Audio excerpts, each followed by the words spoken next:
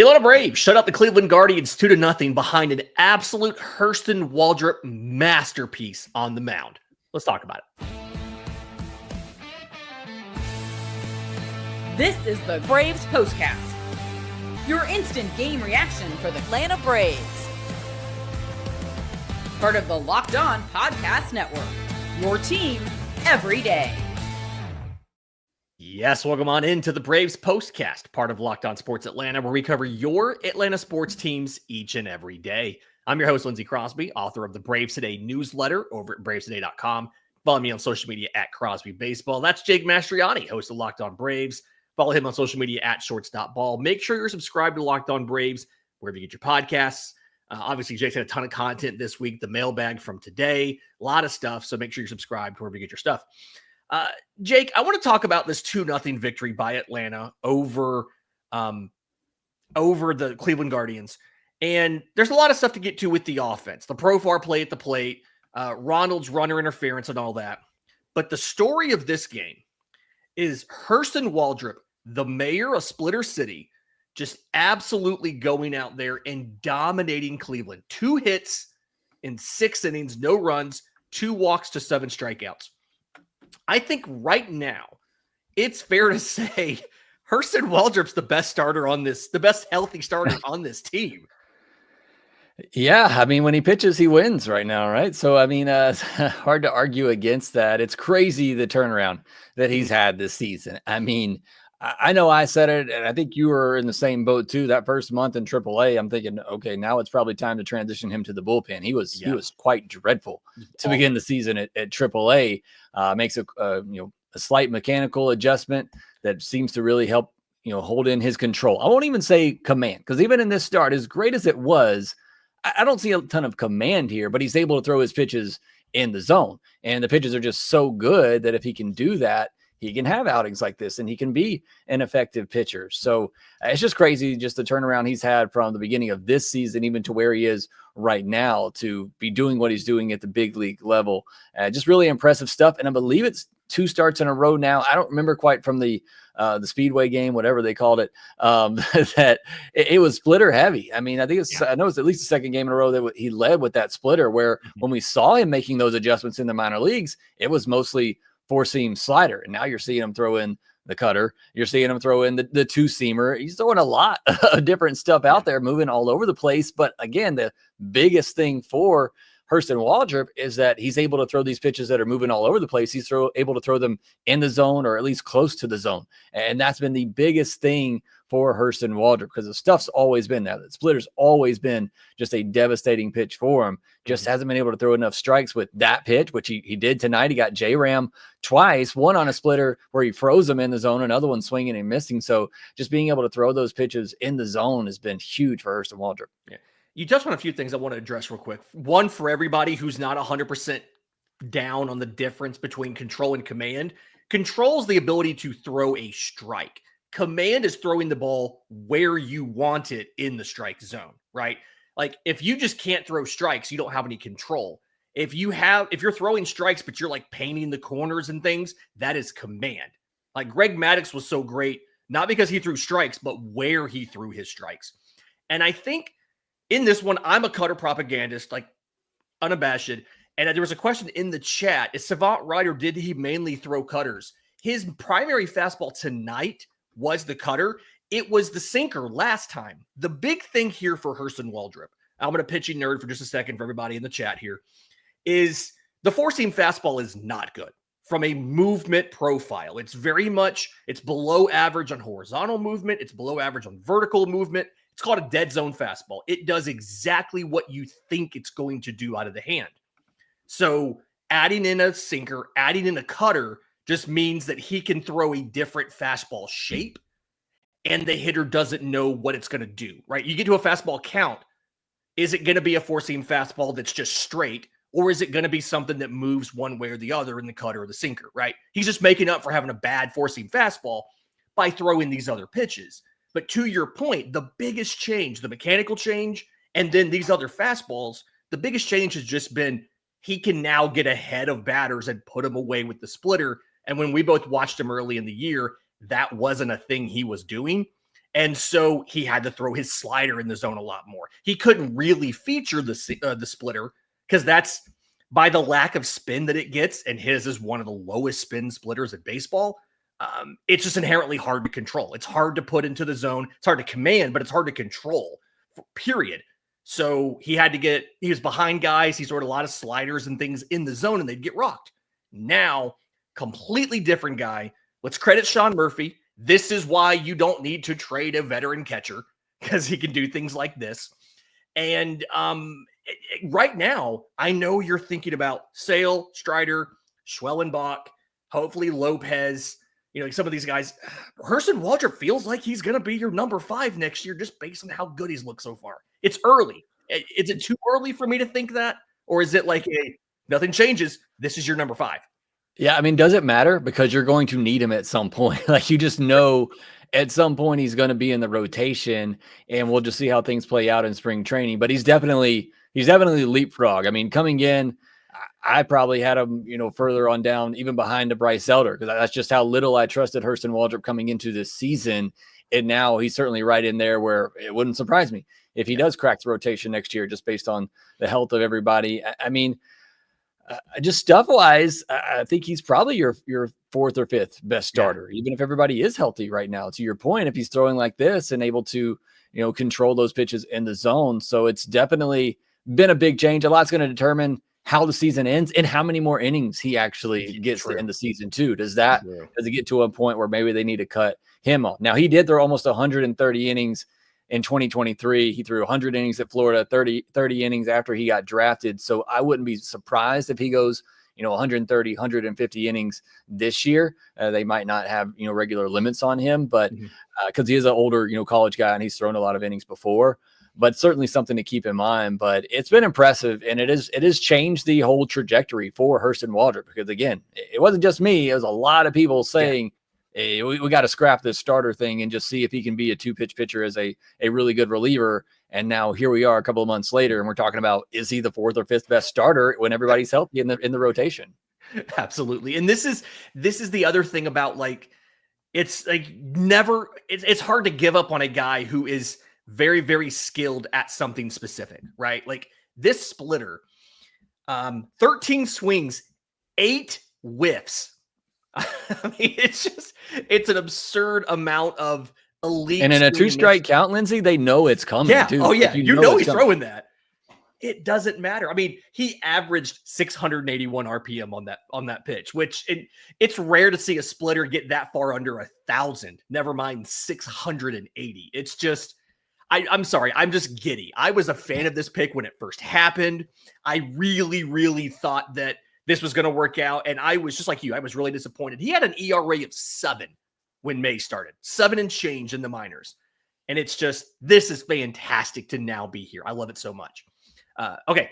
And just to say, I mean, we need to mention the rest of the bullpen, right? Daisybel Hernandez, Tyler Kinley, Raisel Iglesias. Iglesias, his 3rd straight day, he's pumping 98. That was, I checked in the MLB research tool. That 98-mile-an-hour fastball is the hardest four-seam fastball he's thrown of the season. And it's his 3rd consecutive outing. That's just, Raisel Iglesias is feeling it. He's pitching for a new contract. We'll see what happens. But in just a minute, let's talk about the offense. Couple questionable plays. Profar throwing out the plate. I think we want to discuss that. We'll do that next, right here on the Braves Postcast. Time to fuel up and turn it up with 5-Hour Energy Transfusion. This grape, ginger, and lime-flavored shot brings the iconic taste of a golf course favorite with a non-alcoholic boost. It's perfect for sinking birdies or making great memories with friends. It's a hole-in-one for your energy game, whether you're out on the course or just need a little extra push to power through your day. 5-Hour Energy Transfusions deliver the clubhouse flavors you love without ever needing to leave the green. Because golf is all about good times with good people and good flavors. That's a perfectly standard thing that everybody always says about golf. The grape, ginger, lime flavor of 5-Hour Energy Transfusion gives you the best parts of your clubhouse go-to without leaving the course or chasing down the beverage cart. Now you can amp up the fun even more. Just buy, snap, and enter for a chance to win a dream golf trip for 2 to any golf tournament that's not the Masters in the United States. Tee up that trip. Visit 5hewin.com for full rules and entry. No purchase necessary. Excludes the Masters Tournament. Ends October 31st, 2025. Okay. We got to talk about the offense here. 2 runs, 8 hits. One of your runs comes off of who else? Michael Harris gets an RBI. Another one's a bases loaded walk by Nacho Alvarez. You'll take that. But Atlanta had a couple other opportunities. They went, like, it's kind of what to think about this. They went 1 for 2 with runners in scoring position. Harris had that only hit. But Atlanta had a notable play at home where Jurickson Profar gets thrown out trying to score from first on I think it was a double by Ozuna to left center. And I think we're on opposite sides of this. Yeah. Was it Olsen? I'm sorry, Olsen? It was Olsen, sorry. I think we're on opposite sides of this. I went back and looked at the all-22. I think this is a defensible send by Freddie Gonzalez. I would have liked to have held Profar simply because Ronald's coming up. But Profar is not but 3 steps away when the ball gets to the wall. I think the issue is it took a perfect bounce off the wall. It didn't die on the wall. It took a hard bounce right into Schneeman's hand, who got it barehanded and threw it in. Perfect throw to the cutoff or the relay man. The relay man made a perfect throw home. I don't think I would have held him, but this isn't the same category as sending Verdugo against Boston and, Tui gets him thrown out by 5 steps. I think this is defensible, although I wouldn't have done it. Yeah, I don't know about that. And I don't have the luxury of seeing the all-22 like you do. I would like to know, did Freddie see the good play off the wall before he made the send? Yeah. Because if that's the case, then I definitely don't agree with it. If he told Profar to go before he saw the play off the wall, and it's a little bit more defensible in my case, but it comes off that wall any other way, and it's not played perfectly off the wall, I'm fine with it. I want to say the word perfect again, but once you see it bounce right to the center fielder's hands, you got to hold up Profar there, especially when you consider Acuna's coming to the plate. And the one thing that I didn't even know when I first saw the play is that Profar was going on that ball, which generally would be a good thing, but he was running straight towards the base and then had to pill out. So it's not a traditional running to second, I'm going to cut the bag and go to third. If that were the case, it would have been a much more defensible play. Yeah. But I mean, once the center fielder made the perfect play off the wall, I think you had to hold him up there because it didn't even take a perfect relay to get him. I mean, it could have been a bad relay and you still would have got him pretty easily. True. And looking at it's not great resolution. Cleveland's high home camera, I think it's a blimp. I've never seen a high home camera that is this far away from home plate. It's hard to tell, but going off of where the defender is, I do think Freddie probably should have been able to see the ricochet and hold him up. He really waited a little bit. He really waited a little bit too long to give him the send. He probably should have waited on that. So I think that's going to be the deciding factor there. Ronald getting called for runner's interference. I hate some of the rules on this. That was the correct call because unfortunately you've got to let the fielder make a play, and no matter what, you have to move. Even if you're standing on the bag and their path to catch a pop-up takes him into the bag, you have to move. And so Ronald, he's running on the grass. He kind of cuts a little bit into the dirt, makes him, move a little bit. It's the correct call. I hate it. I don't like the call. You should be able to stay in the baseline and be fine, but correct call there. Kind of frustrating. Atlanta doesn't really cash in a lot of their opportunities, but Cleveland, 2 hits. There's just not a good offense, and it worked out for Atlanta today. A lot of people in the comments want us to talk about the possibility of making the postseason. Jake, are you right now, given this hot streak the Braves have been on, are you in the position where you think that maybe there's still a chance? I mean, the division's out. You're 16 games out of a division spot. You're 14 games below 500. But in the wild card, you only have to pass 5 other teams ahead of you to get into the final wild card spot. How you feeling about that, Jake? Yeah, I mean, as bad as the Mets have been right now, I just do not think the Braves are going to make up 10.5 games. Without their rotation. Without their rotation. Even with their rotation, I think that would be a little far-fetched. But, I mean, the team's playing well. even the offense tonight, I know it's only 2 runs, but you had 8 hits, you had 4 walks, 8 strikeouts. I mean, you did good things. You had good at bats, able to knock the pitcher. It was really just the base running issues, I thought. The Sydney runner home, I didn't agree with, as we talked about. Ronald, you got to blow by the guy to get past him, or you got to hold up, wait till he goes by and then runs. I think that's just, learning moment there for Ronald. And 3 caught stealings tonight too. 2 of them by Michael Harris, 1 by Nick Allen. I mean, that's 5 outs essentially you gave up on the base pass in this game. And, but outside of that, I thought the offense did a good job of getting on base, working good at bats, kind of a continuation of what we've seen. So, if that continues, then you can get Hurston Waldrep to pitch every game, and Bryce Elder continues to pitch like he is, and the bullpen been as great as it has been. Sail back after one more rehab start on Sunday. Yeah, Rysel pitches the 9th inning of every game the rest of the way and throws 98 every inning. And I mean, maybe you got something there.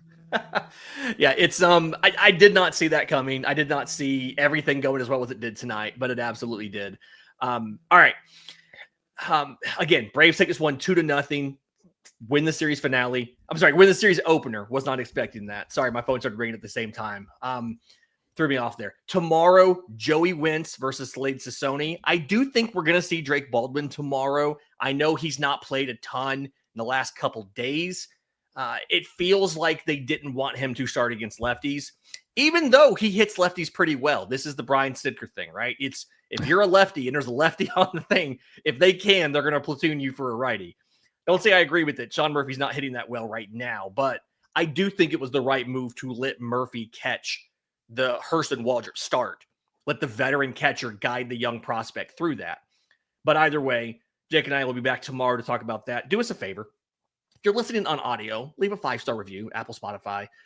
Words of affirmation are always appreciated. If you're watching on YouTube, subscribe to both Locked On Braves and Locked On Sports Atlanta. The Falcons, I think, are still in a preseason game right this second. So they'll have all your takeaways. Jarvis will have all your stuff over there on Locked On Sports Atlanta when this game ends. It's okay. I'm glad you're here instead. None of us know these players who are in the game for the Falcons right now anyway. It's just third stringers. Nobody knows them. It's not a big deal. For Jake Mastroianni, I'm Lindsay Crosby. This has been the Braves Postcast.